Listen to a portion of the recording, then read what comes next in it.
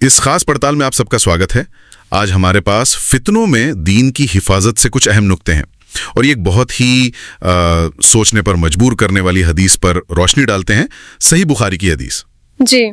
आज हम कोशिश करेंगे कि इसी हदीस की परतें खोलें, समझें कि मुश्किल दौर में, जिसे फितना कहा गया है, ईमान को बचाने के लिए ये क्या रास्ता दिखाती है। बिल्कुल। और आज के वक्त में इसके क्या मायने हो सकते हैं। हाँ, तो चलिए शुरू करते हैं एक ऐसी भविष्यवाणी से जो सुनने में थोड़ी अजीब लग सकती है। अच्छा।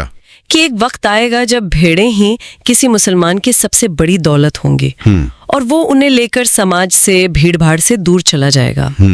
तो ये हदीस असल में है क्या। हजरत अबू सईद अल खुदरी रजी अल्लाह अन्हु से रिवायत है कि अल्लाह के रसूल सल्लल्लाहु अलैहि वसल्लम ने फरमाया, जी, एक जमाना ऐसा आएगा कि एक मुसलमान की सबसे अच्छी दौलत उसकी भेड़ें होंगी। भेड़ें? हाँ, जिन्हें लेकर वो पहाड़ की चोटियों और बारिश वाली जगहों मतलब वादियों में चला जाएगा ताकि वो अपने दीन को आजमाइशों से बचा सके। ये सुनने में मतलब आज के हिसाब से तो काफी अलग लगता है ना।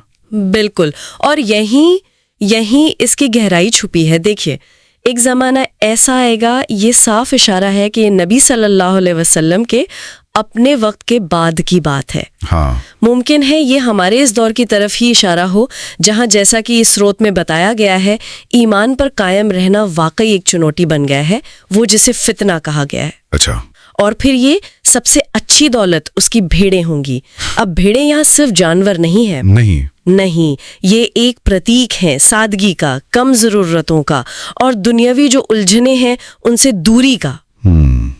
स्रोत इशारा करता है कि उस शहरी जिंदगी या उन पेचीदा पेशों के बिल्कुल उलट है जहां कई बार हलाल और हराम की तमीज करना या दीन पर टिके रहना मुश्किल हो जाता है। हाँ, ये बात तो है। और भेड़े पालने के लिए अक्सर आपको एकांत चाहिए होता है। सही। तो वो एकांत भी फितनों से बचाता है। तो यहाँ दौलत की परिभाषा ही बदल गई है। मतलब असल दौलत वो है जो दीन बचाने में मददगार हो। ये बहुत दिलचस्प नुक्ता है कि दौलत का पैमाना ही बदल गया। जी। और फिर ये पहाड़ों और वादियों में चले जाने का क्या मतलब है। क्या सचमुच पहाड़ों पर चले जाना है? नहीं, मतलब शाब्दिक अर्थ से कहीं ज्यादा गहरा है इसका मतलब। पहाड़ों की चोटियों और बारिश वाली जगहों में चला जाएगा। हाँ। ये असल में समाज से या कह लें कि उस माहौल से कट जाने का इशारा है जहां दीन पर चलना लगभग नामुमकिन सा लगे। अच्छा, एक तरह का आइसोलेशन। हाँ, एक तरह से ये अपनी आस्था को बचाने के लिए दुनियावी आराम और वो जो चमक दमक है उसको छोड़ने का फैसला है। बड़े पैमाने पर देखें तो ये अपनी प्राथमिकताएं तय करने की बात है। प्राथमिकताएं? हाँ, कि दीन पहले या दुनिया। स्रोत इसी सवाल की तरफ ले जाता है। समझ गया। और सबसे अहम बात है इसका मकसद, ताकि वो अपने दीन को आजमाइशों से बचा सके। हाँ, ये तो निचोड़ है। बिल्कुल, यही हदीस का असल निचोड़ है। और स्रोत में ये भी वाजे किया गया है कि ये आजमाइशें यानी फितने कई शक्लों में आ सकते हैं। जैसे माल कमाने में हराम का जरिया इस्तेमाल करना, अखलाकी गिरावट यानी बेहयाई या झूठ का आम हो जाना, इल्मी गुमराहियां यानी दीन के बारे में गलत सोच फैलाना, सियासी जुल्म, यहाँ तक के घर के झगड़े भी फितना बन सकते हैं। अच्छा, यानी ये बहुत वसी है। जी। तो सवाल ये उठता है कि इन सब थपेड़ों से, इन आजमाइशों से अपने ईमान को कैसे महफूज रखा जाए। तो मतलब ये हदीस ये बता रही है कि हालात इतने संगीन हो सकते हैं कि इंसान को अपनी दुनियावी तरक्की, अपना आराम, अपना सुकून, वो सब दांव पर लगाना पड़ सकता है। बिल्कुल। सिर्फ अपने दीन की खातिर। इसका निचोड़ यही निकलता है आज के लिए भी। बिल्कुल। इसके मायने बहुत गहरे हैं, जैसा स्रोत साफ करता है। दीन की हिफाजत हर चीज से ऊपर है। हर चीज से ऊपर। हाँ, जब माहौल बिगड़ जाए, जब गुनाह आम हो जाए, तो गुनाहों से भरी महफिलों से बेहतर है तन्हाई या फिर नेक लोगों का साथ। दुनिया की जो चमक दमक दिखती है वो असल हकीकत नहीं है। सादा जीवन अक्सर दीन पर चलने में ज्यादा मददगार होता है। ये दुनिया की असलियत पर भी एक तरह की टिप्पणी है। ठीक है, ये बात तो समझ आती है, लेकिन आज की जो भागदौड़ वाली जिंदगी है उसमें इस रहनुमाई पर अमल कैसे किया जाए। मतलब प्रैक्टिकली ये हदीस हमें क्या करने को कह रही है। हाँ, ये अहम सवाल है। कुछ अमली बातें हैं जो स्रोत से समझ आती हैं। बताइए। पहला तो ये कि अपने आसपास उन चीजों को पहचाने जो दीन से दूर करती हैं, यानी फितने, और उनसे बचने की पूरी कोशिश करें। पहचानना और बचना, ठीक है। दूसरा, दीन का सही इल्म हासिल करें, खासकर कुरान और सुन्नत से जुड़कर। सुन्नत यानी पैगंबर मोहम्मद सल्लल्लाहु अलैहि वसल्लम का तरीका।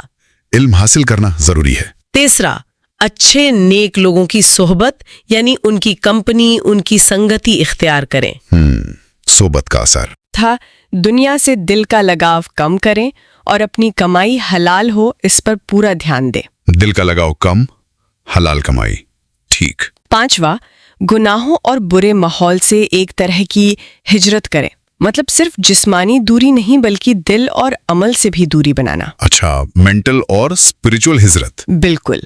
6, मुश्किल वक्त में सब्र यानी धैर्य और इस्तिकामत, मतलब दीन पर जमे रहना। सब्र और इस्तिकामत। और आखिर में अल्लाह पर तवक्कुल यानी पूरा भरोसा रखना कि वही हिफाजत करने वाला है। अल्लाह पर तवक्कुल। लेकिन इन सब में जो सबसे अहम नुक्ता याद रखना है वो ये कि दीन की हिफाजत पहली प्राथमिकता है। पहली प्राथमिकता। जी। तो कुल मिला के सार ये है कि ये हदीस मुश्किल वक्त में दीन को बचाने के लिए एक गहरी सोच भी देती है और एक रोड मैप भी। हाँ, जिसमें अपनी आस्था को, अपने ईमान को हर दुनियावी चीज पर तरजीह देने यानी प्राथमिकता देने पर जोर है। बिल्कुल सही।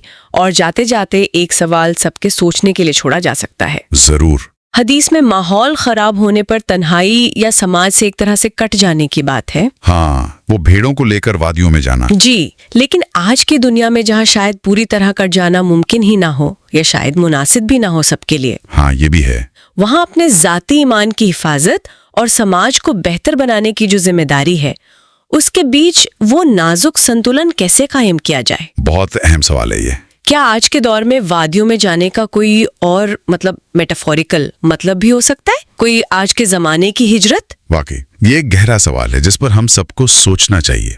इसी सोच के साथ आज की एक गहरी पड़ताल यहीं खत्म करते हैं। आपसे गुजारिश है कि इन वीडियोस को आगे लोगों तक जरूर पहुंचाएं। कि ऐसा इसलिए करें ताकि शायद किसी के दिल में ईमान की लौ फिर से रोशन हो जाए, किसी का ईमान ताजा हो जाए। कि इसका असर बहुत बड़ा हो सकता है, जैसे कितने दिलों को सुकून दे सकती है, कितने लोगों को सही राह दिखा सकती है। आपकी एक शेयर की वजह से किसी की जिंदगी बदल जाए, किसी का ईमान मजबूत हो जाए, ये बात सीधी उम्मीद जगाती है। एक क्लिक वो किसी के लिए बहुत बड़ा साबित हो सकता है। किसी की भलाई, किसी का ईमान बचाना, अमल के पीछे एक नेक इरादा और बड़ी उम्मीद जोड़ देती है ये बात। अल्लाह हम सबको इस खिदमत को करने की तौफीक अता फरमाए। जज़ाकल्लाह खैर। कि ये अमल अपने आप में एक मुकम्मल नेकी है।